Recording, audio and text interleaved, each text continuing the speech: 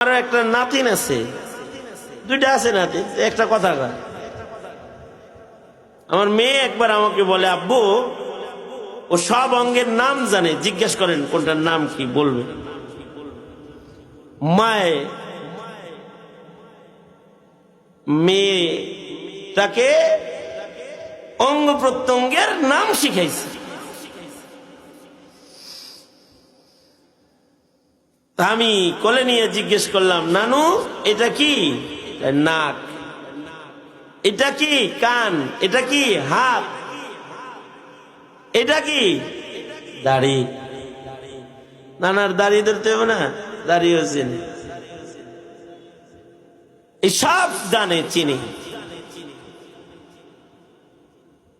আল্লাহ বলতে জানে, কিন্তু আমি চিন্তা করলাম এখন আরেকটা জিনিস শিখাই।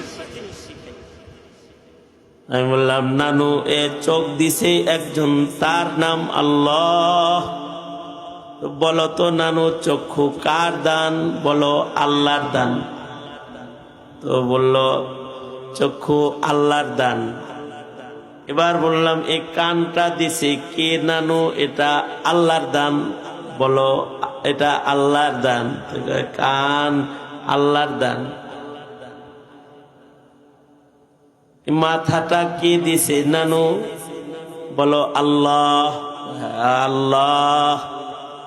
দুই তিনটা যখন শিখাই দিছি, এখন তালে লাইনে পড়ে গেছে। এবার বলছি, হাত কে দিছে? কয় আল্লাহ। পা কে দিছে? একাই কয় আল্লাহ। কারণ যা শিখানো হইতেছে ওইটা মুখ দিয়া বাইরে হইতেছে। কেউ যদি তার সন্তানকে শিখায়, সন্তান এই সূর্য একজন চালায়, তিনি হলেন আল্লাহ। একজনার হুকুমে সূর্য উঠে, একজনার হুকুমে সূর্য ডুবে, তিনি হলেন আল্লাহ। এটা যদি তাকে শিক্ষা দেওয়া হয়, উপরের আকাশ কে বানাইছে, সন্তানরে শিখাবে আল্লাহ। যাকে রব চিনায় দেওয়া হবে, তাওহীদ চিনায় দেওয়া হবে, সে কোনদিন মাখলুকের কাছে মাথা নত করবে না। এজন্যে মানুষ মানুষ বানাইতে আউয়ালান তাকে রব চিনাও, আল্লাহ চিনাও।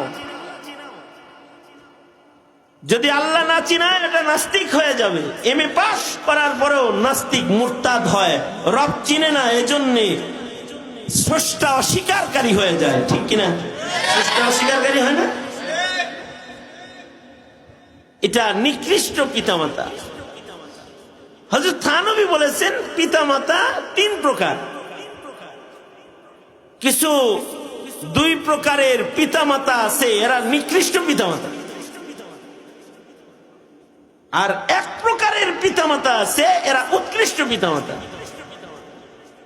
এই পিতামাতাকে সন্তানের কারণে বরজখেও আল্লাহ জান্নাত দান করবেন, সন্তানের কারণে হাসরের ময়দানে শানদার চেয়ার দিয়া তাদের মাথায় তাজ পড়ায়া সম্মানিত করবেন, সম্মান পড়াবেন সন্তানের কারণে।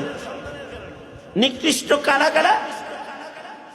নিকৃষ্টদের এক প্রকার হলো, তারা সন্তান হওয়ার পরে এদেরকে খাওয়ায় দাওয়ায় বড় করে, কিন্তু কোন প্রকারের শিক্ষা দেয় না।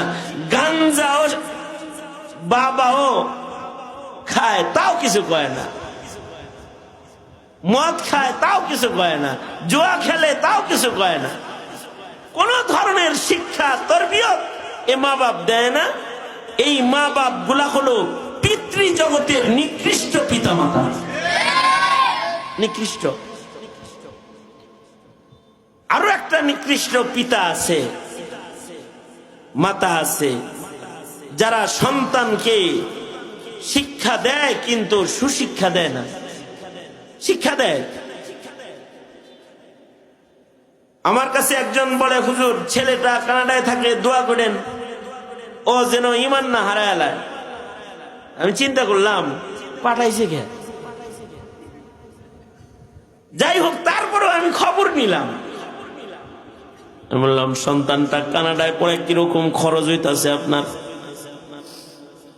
হুজুর 9 মাসে একটা সেশন, এরকম 4টা ধাপ পার হইতে 3 বছর 4 বছর সময় লাগবে পরীক্ষা সহ। এই 4 বছরের ডিগ্রিটা অর্জন করতে কমপক্ষে 3 কোটি যাইব, কারণ এক সেশনে শুধু সরকারি খরচ আছে 63 লাখ মাত্র। হ্যাঁ, 4টা সেশন পার করতে খরচ হইব 3 কোটি। 3 কোটি টাকা খরচ করে ডক্টর বানাইবেন, এত দুশ্চিন্তা কিসের আপনার? মূল কথাটা বুঝা লাইছে। দুশ্চিন্তা হলো হুজুর চিন্তা করি যদি আবার ওইখানে কোনো খ্রিস্টানের লগে প্রেম হয়ে যায়, আর যদি মুসলিম বিয়া না করে খ্রিস্টান বিয়া করে ওইদিকে সেটেল হয়ে যায়, আমার কাছে যদি ফেরত না আসি, তাহলে আমার জেনারেশন তো, আমার সন্তান তো আল্লাহ বলনেওয়ালা কমাস কম পাইলাম, কিন্তু আমার নসলের ভিতরে আল্লাহ ডাকার মানুষ আর বন্ধ হয়ে যাবে। এটা হইল দুশ্চিন্তা। পয়সা খরচ কইরা ছেলে মানুষ করছে, কিন্তু মানব রূপী অমানুষ বানাইছে। বহু টাকাওয়ালা আছে, কানে ধরে উঠে দেবো এখান থেকে। বহু টাকাওয়ালা আছে যারা সন্তানকে ডিগ্রিধারী সন্তান বানায়, শিক্ষিত বানায়, কিন্তু শিক্ষিত শয়তান বানায়, শিক্ষিত খুনি বানায়, শিক্ষিত চোর বানায়, শিক্ষিত ডাকাত বানায়, শিক্ষিত জালেম খায়েন মুনাফিক শিক্ষিত কাফের বানায়। শিক্ষিত কাফের হয়ে গেল। শিক্ষা কিন্তু তাদের দেওয়া হয়েছে, কিন্তু এই শিক্ষা তাদেরকে সুসন্তান বানায় নাই। এই পিতা মাতারাও নিকৃষ্ট, কারণ তাদের বিবিদের থেকে বদকার জন্মের সিলসিলা জারি করে আলিস। এই জন্য আল্লাহর রসুল বলে ফাসফার বিজাতিদ দ্বীন, দিন দেখা বিয়া করো, এমন জায়গায় বিয়া করো ওয়াদুদ আল ওয়ালুদ, যেন বাচ্চা গণগণ হয়। কারণ মানব সম্পদ বেশি হইলে ময়দানে মাহশারে আমি উম্মত দিয়া হাসারের মাঠে ফখর করব। তোমাদের ঘরে ইমানদার যেন বেশি হয়, তবে দিনদারি দেখা বিবাহ করো, তাহলে বংশ দিনদার হবে। হুসন জামাল খুঁজবা, কিন্তু দিনদার বেশি খুঁজবা। মা যদি খালি দিনদার না হয়, তাহলে নসল নষ্ট হয়ে যায়। এই জন্যে দিন খুঁজবা।